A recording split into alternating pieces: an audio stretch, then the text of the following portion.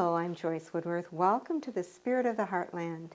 In today's show, we're going to speak with a group of women who are raising money for a very good cause, and they are doing it in a very unusual way. And the person who began this is Jenny Rafferty. She started the idea, and this is Jenny. Hi, Jenny. Hi there. Welcome to the Spirit of the Heartland. Thank you. Jenny, tell me about your idea. This project originated after the loss of two dear friends, Jean, who lost her life to ovarian cancer at the age of 44, and Barb, who lost her life to a progressive form of MS. She also was 44 years old. 6 months after their death, I saw the movie Calendar Girls and had rented that and watched that at home with my husband and family. And after seeing what these women did, after losing this particular man in the movie to leukemia, I thought, why can't women in our community do a project like this? So you decided to put together a calendar like the gals did in the Calendar Girl, right? Yes. Yeah. Jenny became a woman of purpose. Inspired by her friends Jean and Barb and the movie Calendar Girls, she brought together over 60 women to pose tastefully in the nude and raise enough money to make a difference for cancer research, multiple sclerosis, and the Winona Area Hospice. There was an interesting story before the calendar got going, something about a bra. Tell me about that. The group, the Wild Women of Faith, originated with Jean going through cancer treatments to support Jean. One woman in the group purchased a red bra as a sign of support for Jean. All the women in the support group signed it with messages of love for Jean. So she would wear this bra then to the Mayo each time she would go in for treatment. And so she wore her support. Well, Jean, of course, did not like to be the center of attention and wanted to share support with other women that she knew were going through some difficult times. And Barb, who was a really good friend of hers and also a member of Faith Lutheran, became a member of the group. Of course, we had to buy Barb a red bra, and so then we all signed that red bra, and she also wore her support. This group of women posed in the month of January. Michelle Nestor and Gabby Peterson from the group tell us about their involvement. Michelle, who exactly are the Wild Women of Faith? Tell me how you got that name and what church you represent. Joyce, we represent the Faith Lutheran Church, and we were a group of women who knew each other before our friends had the experience with their illness, and we actually became closer, and I guess our group really took roots, and developed more so because of the illness that our friends faced. And I think it was Jean Meyer's husband, Mark, who christened us the Wild Women of Faith. I guess we're a little unconventional, we said we're not your mother's circle. Tell me about the women that were ill and what you provided for them. Jean Meyer had ovarian cancer, and Barb Schrader had a very aggressive form of multiple sclerosis. Neither one of them would survive their diseases, and toward the ends of their lives, in order to keep as much normalcy as possible in their families, they kind of asked if we would come and stay with them, especially Jean, who had 3 kids still in school here in Winona and wanted them to be able to continue and feel like their household was as normal as possible. We all took days or parts of days and brought meals, and with much guidance from the amazing women of Winona Area Hospice. And then Barb had the form of MS, an aggressive form. Certain functions became to the point where she no longer was able to do things. She became incapacitated too and had to be at home. And we did some caring for her too, not quite as extensively as we did for Jean, but there with the support. And she died in December, about 1 month exactly, I think, close to after Jean had passed away. So within a month's time, we lost these friends. My sense of that time is that I felt what an amazing gift they were giving to us. It's not very often that you get to be so close to someone who's that close to death, who isn't your parent or your sibling, and then it's so emotional that you can't help very much. It was very hard and very lovely and beautifully done and very dignified. And I I came out of the whole experience with a completely different feeling about what death is, and how death could be handled. When we would be at their homes, we would do some of the necessary things as far as like helping them sit up in bed or get comfortable in bed. We would do some foot massages, back massages, but we also tried to do some real personal things. Visit with them, just talk to them, even if they couldn't respond to us. We knew they were listening, and we'd talk about experiences we had had with them as a family. We also would play music, and that's why the guitar and the flute is in there and some of the sheet music. It was a wonderful gift that they gave us to experience that part of life that no one ever really wants to talk about, and that dying is an essential part, and you have to learn to deal with that too. So, Gabby, I would love it if you could give us some insights. Like, I know people that are dying, and I know most everyone probably knows someone who's dying out there, maybe a friend or something, and they would like to go and pay their respects and talk to that person before the person leaves us. How would you suggest that they approach the family, and what would you suggest that they do with the person who is dying? The approach that worked for me was to offer to the family, can I come and sit for a while and give you a chance to do something? And I often would bring my knitting. Jean had a beautiful quilt that her quilting friends had made, and she always had it overlap. We talk about fabrics and fibers and colors, and just, it was, she couldn't get out of her house, but she didn't need to be in that cocoon all the time of her family. And I think it helped her to talk about it. It helped me to listen. And it was cathartic for all of us.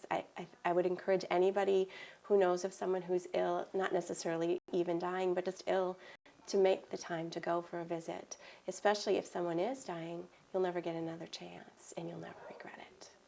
Well, now tell me, as far as the calendar, how did you decide to pose for the calendar? Why did you decide to do it? Well, when Jenny first came up with the idea, she thought the Wild Women would do the calendar, one on each page, all exposed all by ourselves. Yes. And we really talked about it, and we decided we couldn't do that in this size of a community with many of us are professionals, and certainly married to professionals, and we have teenage sons, and we just decided that was too hard. And if it had been up to us, this wonderful group, the calendar would never have happened. And Jenny thought, this is too great of an idea. And so she approached groups of women, and one of the groups she talked to, of course, was the Wild Women of Faith. And as a group of women who love each other, we could do it. Let's talk a little bit more about the actual event of having the picture taken. What was it like for you? Did you feel self-conscious? And tell me about how you felt. It was a little weird at first, even though we know each other well. We know each other from church, for heaven's sakes. Yes. There was a lot of laughing, which helped. We brought robes, so in between shots, if someone was cold or someone was embarrassed, we could robe up. it was a lot harder than I thought it would be. Because of trying to stay in that position for that long a time, and probably because of the numbers that we worked with 13 people in the group. As moving as an experience as we had with our friends, this is just another step that we've done now together, and we're doing it for a good cause, so it was really quite wonderful.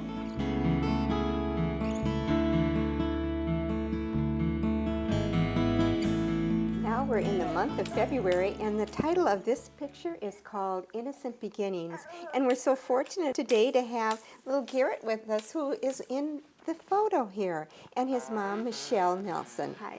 Hi, Michelle. Now tell me about the picture and why you decided to put Garrett in there. Well, our midwives through the Winona Clinic are in the photograph. Leanne Vanderbosch and Suzanne Cooley. Most of these babies were born in January or December, and they asked us if we would allow our babies to be in the calendar.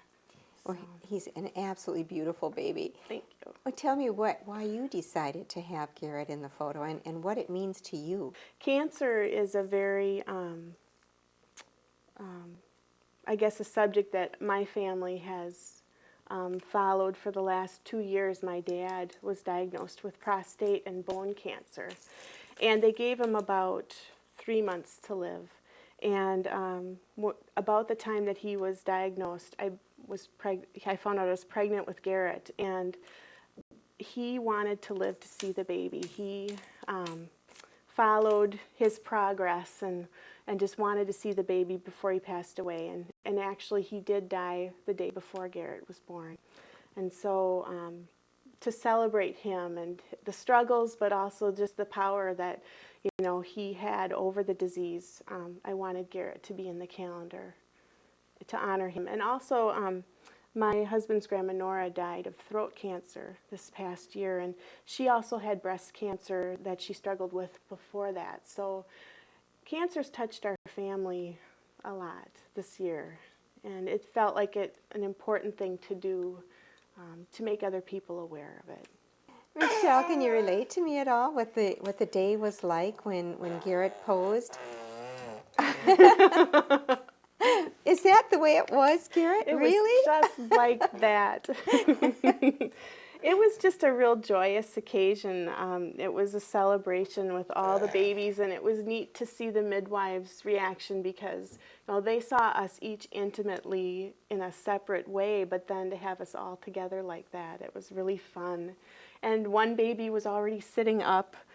This little guy was already sitting up, and so everyone was real happy about that. Okay, now tell me about the babies in the group. Tell me which ones are the girls and which are the boys. That was interesting. They are all boys. Oh, they are? When we took their clothes off, we were like, oh, we have 5 boys. Oh, that's fantastic. And your baby's obviously very happy with the whole thing. Yes. Okay, well, thank you so much, Michelle. You're welcome. Thank you for having me. You're so silly.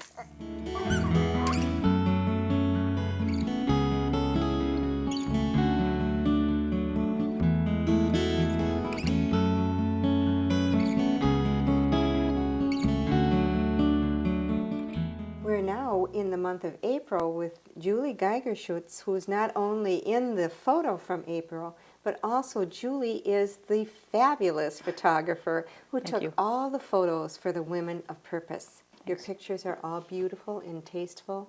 Tell me first off what it was like for you to bring this calendar together. It was harder than I thought it would be, and it was a lot more fun than I thought it would be. And the women that came here and posed are what made it so special and so amazing. The posing, yeah, that was 2 weeks, and then there was layout and working on the computer to make things black and white, color. Now, did you choose the way it was going to be presented with the kind of the sepia tone in the back and the red running through it? It was what ties us all together, what brings us together as women, what ties every group together, and eventually it came out, fabric. With the red bra from the Wild Women of Faith, we decided on red fabric because the bra meant something to that group, but not to all the other groups in the calendar.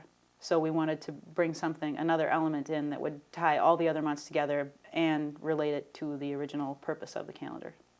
Julie, you really had a big job, didn't you? I mean, not only were you the photographer, but you had a group of women. I mean, there were altogether, I assume there's about 60 women involved with this calendar. You had to make all these different groups feel totally comfortable with themselves in the nude. Some of the women didn't really even know each other.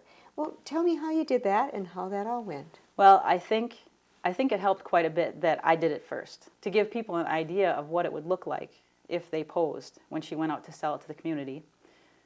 I did the picture of my sisters and myself, and we used that as a sample. So I think it showed people, I'm not asking you to do anything that I would not do myself. And when we would start the session, everybody was robed, and it takes a long time to figure out how you're going to position, 14 women strategically so that everything is covered just so.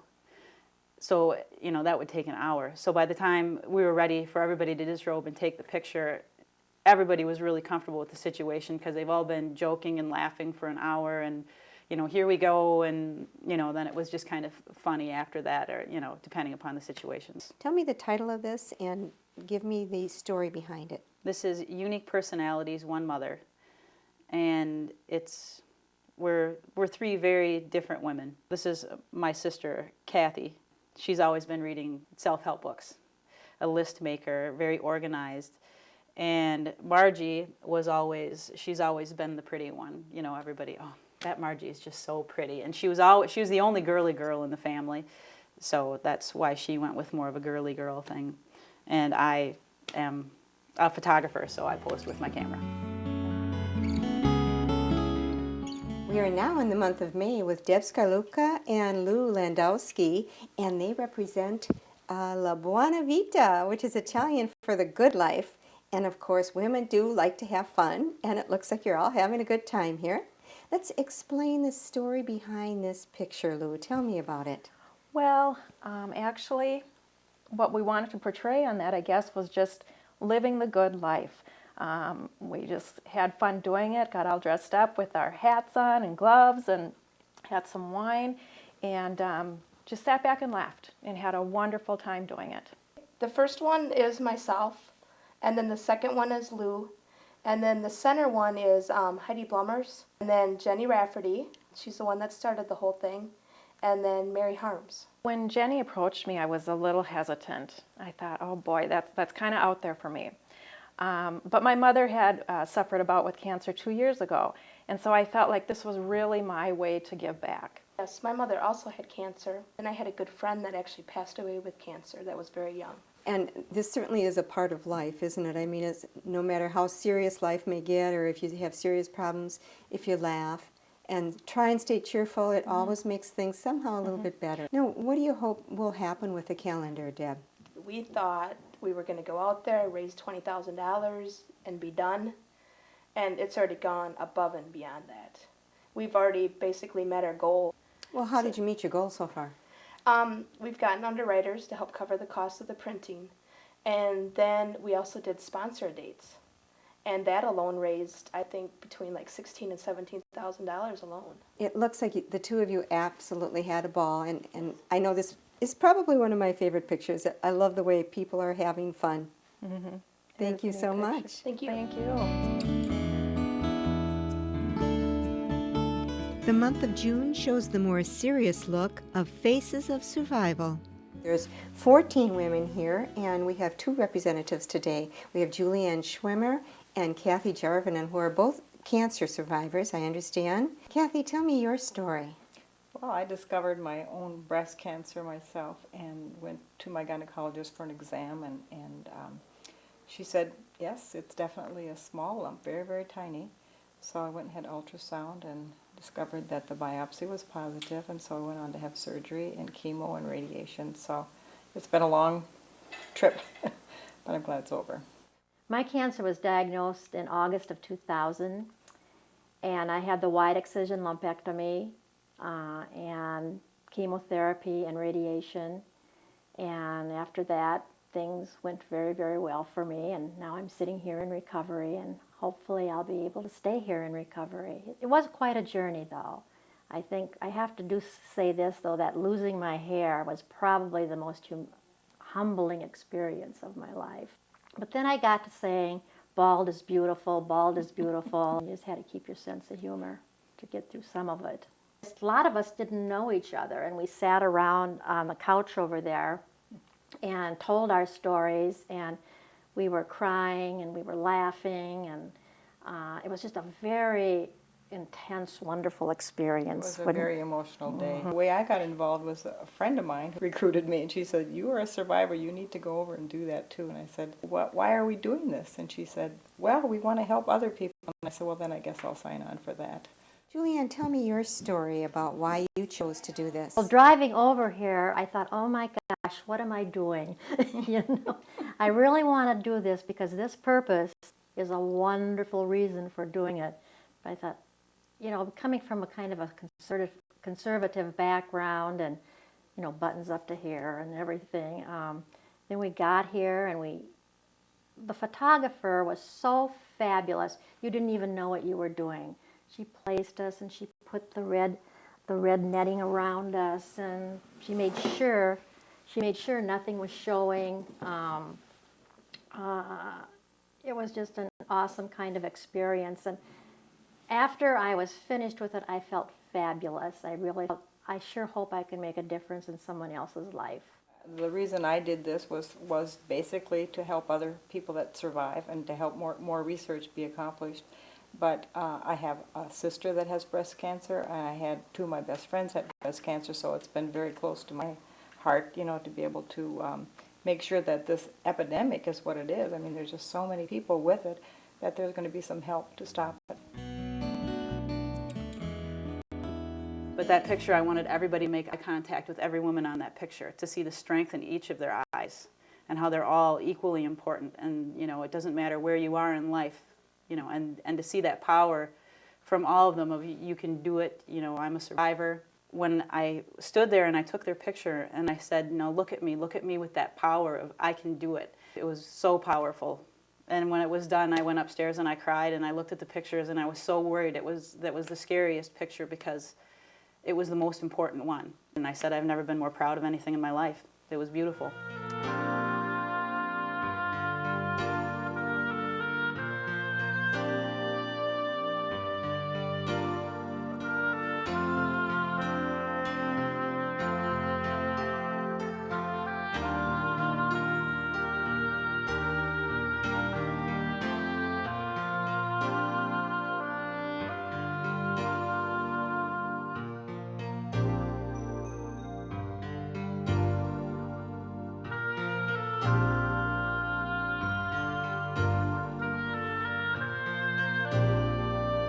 We're now in the month of October with the Bounty, and we're here with Laura Logas and Beth Carrier. And the two of you are in this shot. Now, I understand that this shot is going to be on the back cover. Right. Right. It's called The Bounty, as Beth and Kay is the other woman in the picture, and myself all like to cook and cook more organically and visit the farmer's market and take care of the earth. So we decided that would be the focus for our group. I was keen to do this. My sister had died of breast cancer 3 years previously, and that was a very difficult time for myself and for our family. She had 2 young daughters, and I'll never forget the last day that we spent with her. And I lived too far away to do much of the care for her, so this is a way that I could participate in a way. And I have a keen interest in making sure that my daughters don't have to go through something like that. You know, cancer has touched my family also. My mother passed away from colon cancer, and my father is a cancer survivor. My aunt passed away just the last summer, also from cancer. So I think there's not hardly anybody that hasn't been touched by cancer. Laurel, tell me what it was like for you taking the pictures in the nude. It was quite an experience because that's something that's difficult for me. You know, body image has always been kind of difficult. So, but when it was Beth that first told me about that Jenny was doing this calendar, I was like, oh, well, and I was just kind of fascinated and thought about it, and I was like, well, I think I will. When you're a person suffering from an illness, you lose a lot of the right to personal privacy of your body. You have a lot of people who are working with you, technicians, doctors, nurses. We are at our most elemental, naked. I mean, that's who we are. We come into this world, we go out of the world that way. And I thought about the fact that just because you may not have the privacy of the body does not mean that you lose your dignity. And I think as in all of the pictures, it's very clear that we may be naked, but we are still very dignified women of purpose. I'm sitting now with Sarah Crawford, who represents November. This is her page, and this is entitled Primp and Proper.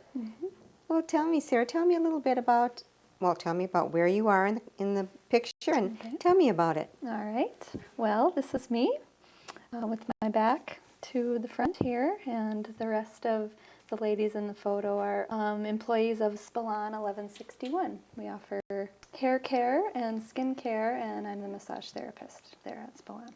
We're about taking care, being proud of being a beautiful woman, a strong woman that takes care of themselves and does things to be beautiful and feel good about themselves, take care and relax, and feel as good as we can feel.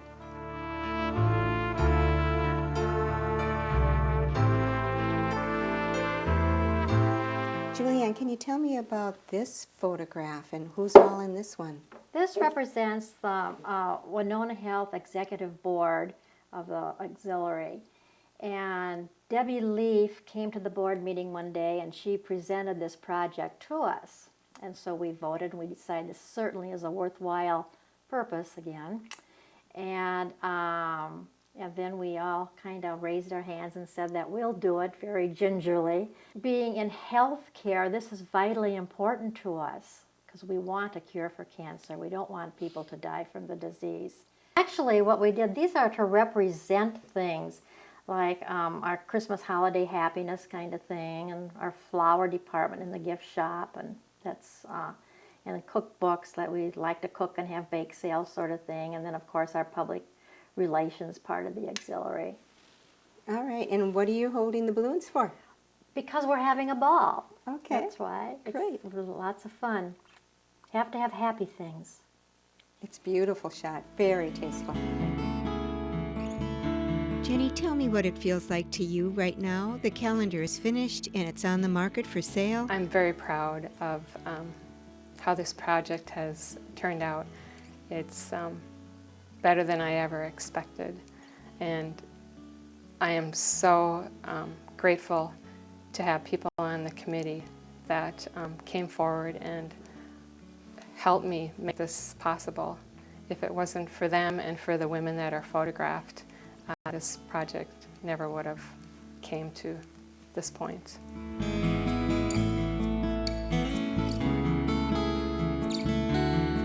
Now, obviously you took a lot of photos of each group. Was it difficult to choose which one you were going to choose for the calendar? The hardest one, hands down, was the picture of the women at the farmer's market. It was between two right away. The one that we initially then decided to go with was the one that's on the back cover of the calendar, where their hats are down, and you just see just a smile peeking out of the woman in the middle. And the food is just laid out so beautifully, and artistically the balance in that picture and the texture, everything is so rich that I loved that picture. But the problem was they were afraid that people might think they were ashamed and not showing their faces in the calendar. So we just decided that we would go with the faces for the calendar page, but I had to use that other picture somewhere because it was one of the best photographs I've ever produced, so it had to be somewhere. And originally the back of the calendar was going to have all 12 months as a thumbnail, and then we decided that we would just take that picture and put that by itself on the back cover because it just was too beautiful to leave out. So that one was the hardest to choose, and they both made it. Julie, that really was a great photo to end the calendar with. I want to thank you so much for sharing your stories and for bringing out this beautiful, tasteful calendar. Thank you. And thank you for joining me today. Please join me again next week. Till then, enjoy the spirit of the Heartland.